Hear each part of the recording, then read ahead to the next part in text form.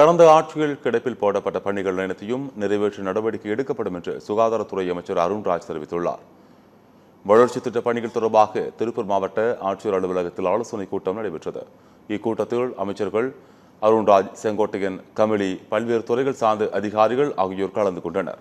இது தொடர்பாக செய்தியாளர்களை சந்தித்த அமைச்சர் அருண்ராஜ், அரசின் திட்டங்கள் மற்றும் நோக்கங்களை அதிகாரிகளுக்கு விளக்கும் வகையில் இந்த ஆய்வுக் கூட்டம் நடைபெற்றதாக குறிப்பிட்டார். மக்களின் தேவைகள் அனைத்தையும் படிப்படியாக பூர்த்தி செய்யப்படும் என்றும் அவர் கூறினார். முதலமைச்சர் அவர்களின் திட்டம் என்ன, அவர்களின் நோக்கம் என்ன, அரசு துறையிலிருந்து இந்த மாதிரி செயல்பாடுகளை எதிர்பார்க்கிறாங்க, அந்த விஷனை கம்யூனிகேட் பண்றதுதான் முதல்ல ஒரு நோக்கமா இருந்தது. மாண்புமிகு முதலமைச்சர் அவர்களின் நோக்கம் ஒரு நேர்மையான, வெளிப்படையான, லஞ்சம் ஊழலற்ற ஒரு நிர்வாகத்தை கொடுக்க வேண்டும் என்பதுதான் அவரின் லட்சியம். இந்த கடந்த ஆட்சியில் தேங்கி கிடந்த பணிகள் கண்டிப்பாக ஒவ்வொன்றாக சரி செய்து இந்தந்த விஷயத்தெல்லாம் எதை முதல் செய்யணும், எதை அடுத்து செய்யணும் அப்படிங்கிற ஒரு முடிவு மாவட்ட ஆட்சியர், மாவட்ட காவல்துறை கண்காணிப்பாளர் அனைவரிடம், அனைத்து துறை அதிகாரிகளிடம் பேசி உரிய முயற்சிகளை நாம் கண்டிப்பா எடுப்போம்.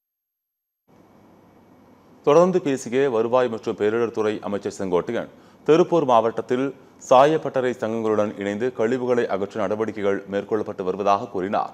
மலைவாழ் மக்கள் வசிக்கும் பகுதிகளில் மத்திய அரசின் விதிமுறைகளுக்கு ஏற்ப மாநில அரசின் திட்டங்கள் 2 மாதங்களுக்குள் செயல்படுத்தப்படும் எனவும் தெரிவித்தார்.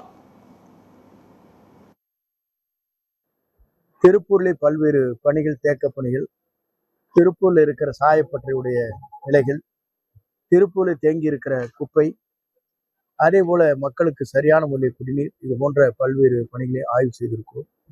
மலைவாழ் மக்கள் எங்கெங்கே வாழுகிறார்களோ, செட்டில்மெண்ட் என்று சொல்லப்படுகிற இடத்தில் மத்திய அரசுடைய பல்வேறு விதிகள் இருக்கிறது. அந்த விதிகளுக்கு ஏற்ப மாநில அரசு என்னென்ன நடவடிக்கை மேற்கொள்ள வேண்டுமோ அதை வருவாய்த்துறையின் மூலமாக அந்த பணிகளை நாங்கள் நிறைவேற்றுவோம். என்னென்ன பணிகள் தேங்கி இருக்கிறதோ அந்த பணிகள் மாநில அரசால் நிறைவேற்றப்பட வேண்டிய பணிகளை 2 மாத காலத்தில் நிறைவேற்றி காட்டுவோம் என்பதை தெரிவித்துக் கொள்கிறேன்.